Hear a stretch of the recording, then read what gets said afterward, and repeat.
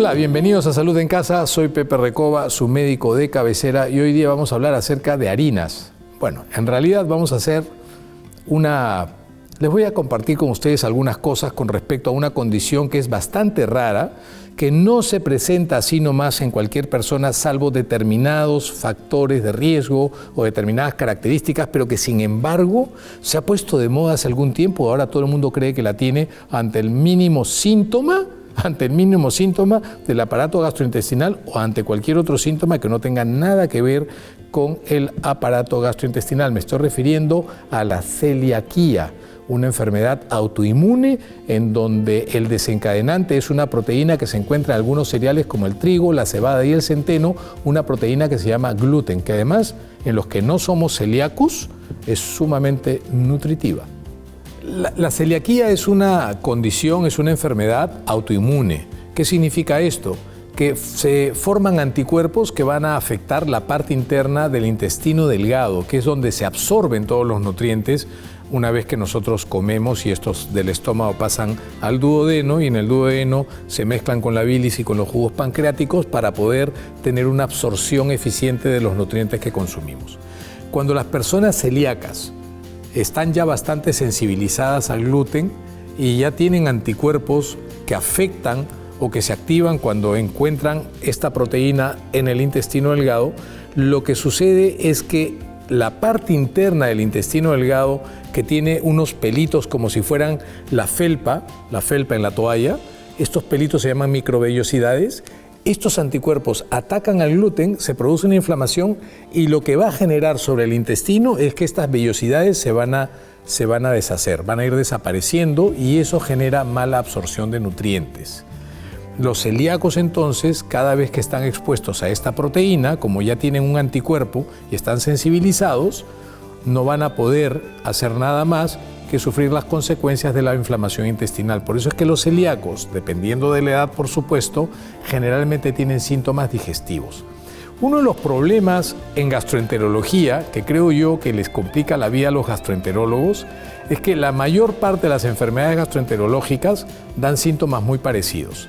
Si uno tiene gastritis, puede tener dolor abdominal, puede tener síntomas de dispepsia, es decir, indigestión, balonamiento, gases, regurgitaciones. Si uno tiene enfermedad inflamatoria intestinal, puede tener balonamiento, gases, diarreas. Si uno tiene enfermedad celíaca, puede tener balonamiento, gases, diarreas. Si uno tiene Helicobacter pylori, es decir, cualquier enfermedad gastrointestinal puede dar los mismos síntomas. Pero existe un grupo de personas que es tan sensible al gluten y tiene tanto riesgo de desarrollar los síntomas, que se van dando cuenta que cada vez que consumen alimentos en donde el gluten está presente, ya lo dije, trigo, centeno y cebada, ¿no es cierto? O consumen alimentos procesados, porque el gluten en la industria alimentaria es un gran espesante. Entonces muchas salsas, muchas cremas y algunos productos sin gluten los hacen en máquinas donde hacen gluten, se pueden contaminar, eso se llama contaminación cruzada. También pueden sufrir las consecuencias de la intolerancia al gluten, en este caso que se manifiesta a través de diarreas de más de 2 semanas, balonamiento, gases, dolor abdominal. Por eso es que es importante que se comunique esto, sobre todo si hay antecedentes familiares. Porque como es una enfermedad autoinmune, existen otras enfermedades autoinmunes que están relacionadas con la celiaquía, como por ejemplo la diabetes mellitus tipo 1. Es decir, si en la familia hay un miembro que tiene una enfermedad autoinmune como tiroiditis de Hashimoto, diabetes tipo 1, artritis reumatoidea, es probable que pueda haber un familiar que tenga celiaquía, y a cualquier edad.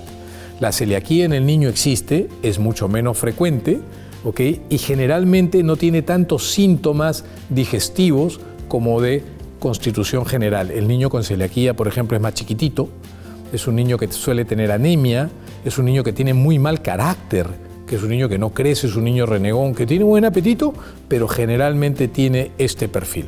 En el adulto podrían haber también síntomas no digestivos como anemia, fatiga, debilidad, falta de concentración, eczema, la famosa dermatitis herpetiforme, que no es otra cosa más que la manifestación cutánea de carencias de algunos minerales que no podemos absorber porque el intestino pues no está en condiciones de hacerlo cuando tenemos la inflamación permanente, y esto pues genera cambios en la piel que se resuelven reponiendo minerales como el zinc, por ejemplo, y evitando la dieta con gluten.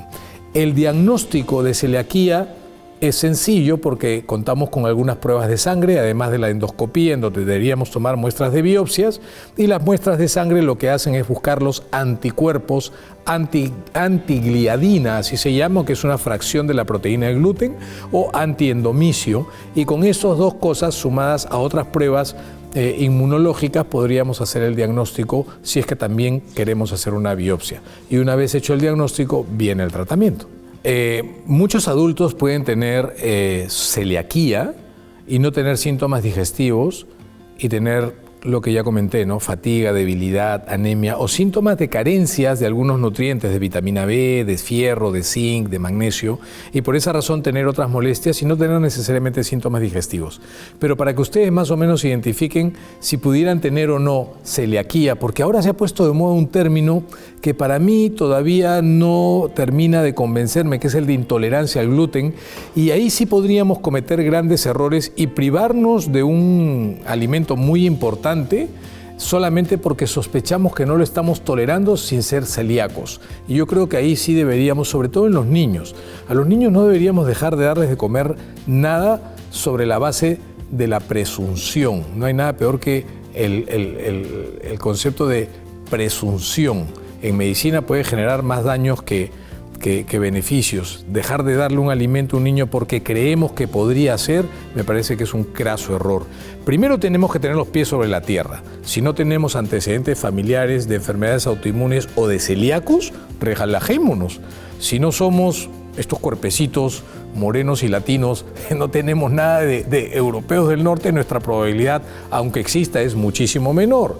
Si no tenemos síntomas digestivos, pues relajémonos. Pero si tenemos factores de riesgo familiares, raciales y tenemos síntomas del aparato digestivo, no nos autodiagnostiquemos diciendo que tenemos celiaquía. Vamos donde un gastroenterólogo porque podría ser que tengamos una gastritis crónica, una enfermedad inflamatoria intestinal, en fin, cualquier cosa, hasta parásitos, antes que celiaquía. Así que no cometan errores de autodiagnóstico porque el autotratamiento podría ser muchísimo peor.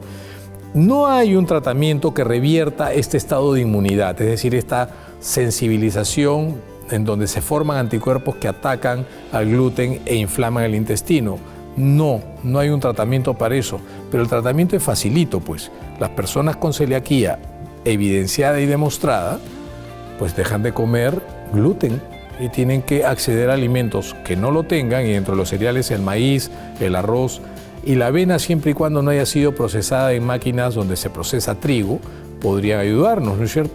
Y kiwicha, quinoa, que ahora está de moda, en fin, muchas cosas podríamos comer que no tengan gluten. Y si vamos a comprar productos procesados o envasados, antes de mirar los tontos sellos estos, miren pues que diga libre de gluten. Y con eso la van a pasar muy, muy bien. Hay gente que es extremadamente sensible y que con la mínima cantidad puede hacer síntomas muy grandes, y hay gente que no es extremadamente sensible y que con una cantidad pequeña no hace ningún síntoma. Así que ya lo tienen claro. Esto no es lo mismo que la intolerancia a la lactosa, de la cual hablaremos en algún momento. Es algo por lo que todos podemos pasar.